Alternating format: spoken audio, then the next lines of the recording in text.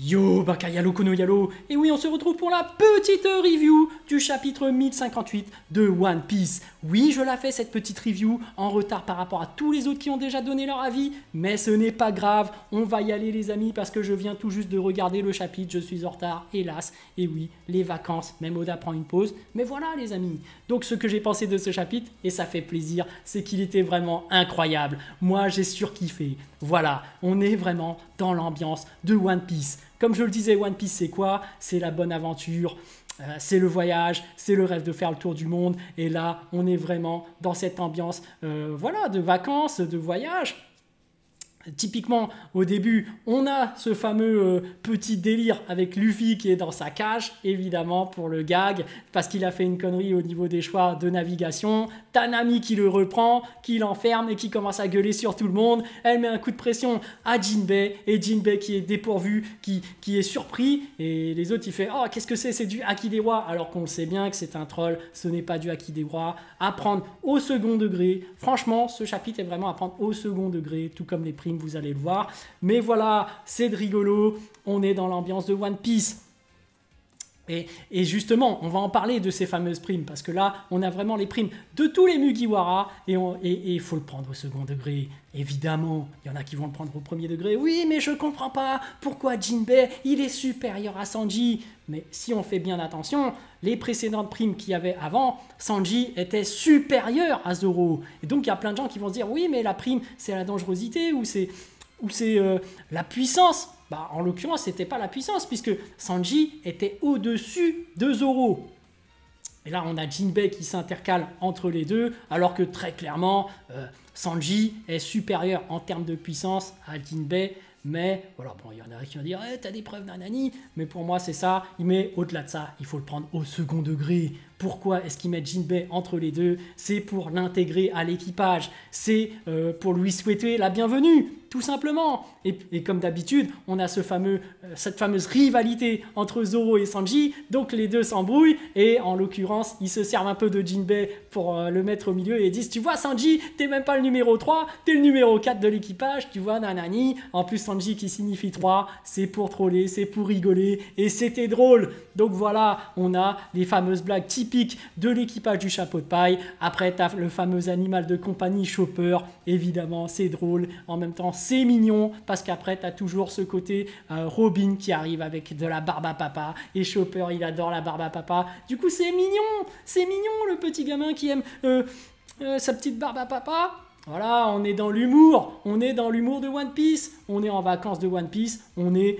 voilà, dans le voyage, dans l'ambiance typique, et ça c'est génial, on retrouve toujours ça. Bon, il aurait pu en mettre plus, il aurait pu mettre Brook qui recherche la culotte de machin ou autre.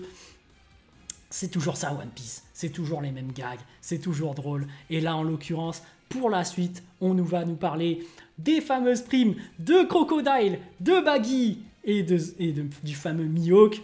Et ça va être drôle aussi, parce que déjà, tout d'abord, on a cette scène qui se passe dans un chapiteau. Pourquoi chapiteau? Parce qu'on est dans l'ambiance clownesque, le cirque. Oui, Baggy est dans un cirque, chapiteau, c'est drôle. Voilà, on est toujours dans le même thème du second degré. Donc on a cette fameuse explication qui tient la route, évidemment, que Baggy avait ordonné à ses sbires de faire des affiches pour promouvoir la Cross Guild, et du coup, ils ont bien mis Baggy en avant, et du coup toute la marine croit que c'est lui le plus fort, et du coup t'as t'as Mihawk et Crocodile qui reviennent vers Baggy et qui viennent l'embrouiller, qui l'ont tabassé, et lui il est en souffrance comme ça, il est dit non arrêtez.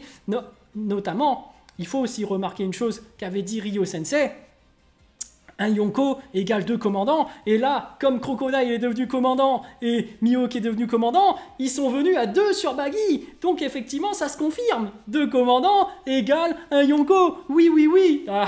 Évidemment, je rigole. Il y en a qui vont prendre ça au premier degré. Je rigole. Pas d'insultes, pas de menaces de mort comme d'habitude. Je sais que quand on parle de puissance, il y en a qui vont perdre les boules et commencer à insulter et tout. S'il vous plaît, pas de ça.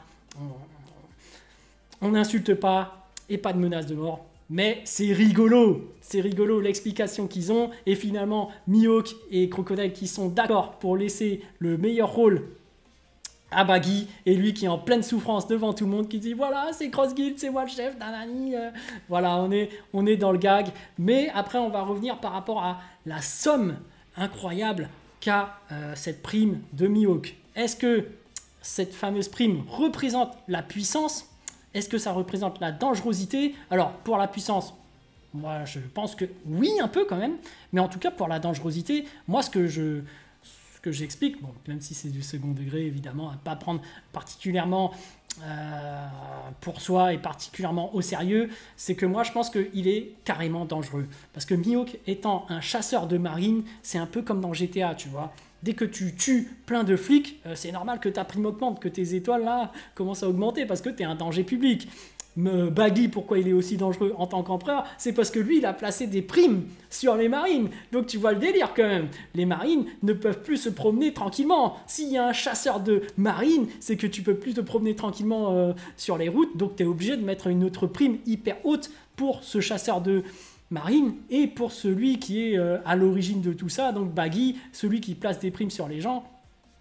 C'est normal que leur prime est super élevée. Après, pour Crocodile, il fait partie d'un des leaders de CrossGuild. Il faut rappeler que le groupe est très dangereux. Donc CrossGuild, si tu ne mets pas une prime énorme sur la tête de ces dangereux criminels qui mettent des primes sur les marines, bah, au bout d'un moment, c'est que la marine se laisse faire. C'est que la marine n'est pas la marine. Tu vois, normalement, c'est eux qui dirigent, c'est eux qui mettent en place la loi.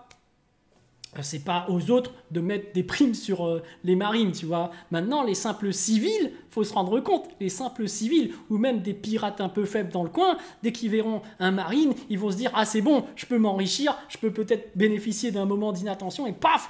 essayer d'arriver et voilà, de récupérer cette prime. Donc, il n'y a plus de sécurité pour les marines et il n'y a plus vraiment de paix intérieure pour eux, puisqu'ils se promèneront, ils ne seront plus en paix.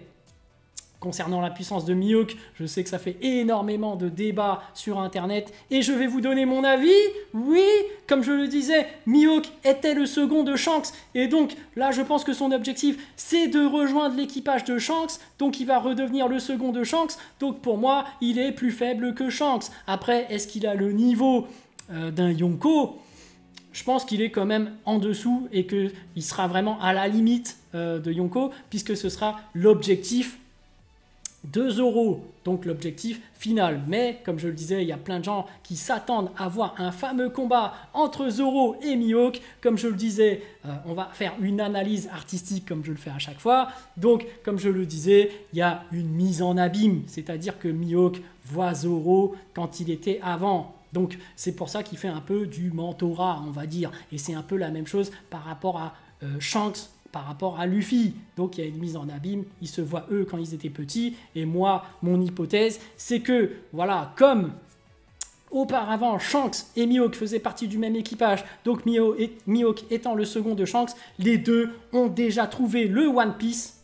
Donc là, leur objectif, c'est de faire en sorte que l'équipage de Chapeau de Paille revive un peu la même expérience, le même voyage, et qu'au final, ils arrivent à trouver le One Piece, tout en ne pas les aidant, tu vois, juste en les soutenant de loin, tu vois, juste on les mentore vite fait pour qu'ils vivent vraiment pleinement l'aventure, que ce soit pas des gens qui ont été là à t'aider et qu'il faut même pas que eux soient présents dans cette aventure. Donc pour moi, il y en a qui raffoleraient du fameux combat Mihawk contre Zoro à la fin.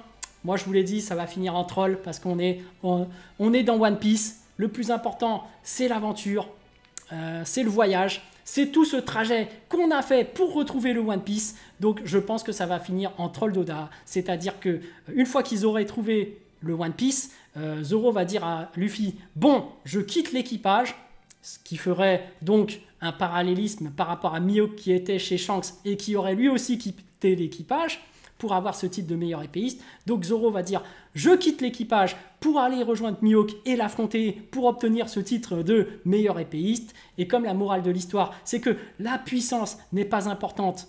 Donc, c'est le plus important, c'est le voyage, c'est tout le trajet, toute son évolution tout au long du cours. Et ben, je pense que Oda, comme je le répète à chaque fois, il va faire en sorte que voilà, la dernière page, Zoro s'est perdu. On ne saura jamais.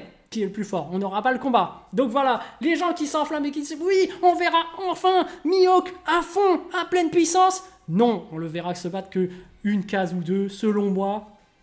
Même pas sérieusement.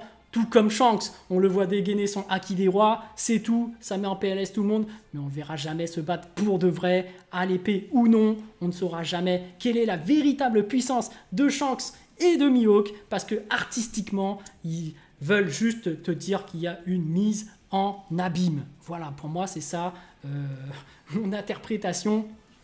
Oui, tu l'as pas vu venir celle-là, hein. Tu t'attends pas à ce que quelqu'un fasse des analyses artistiques, mais voilà, je suis dans le game.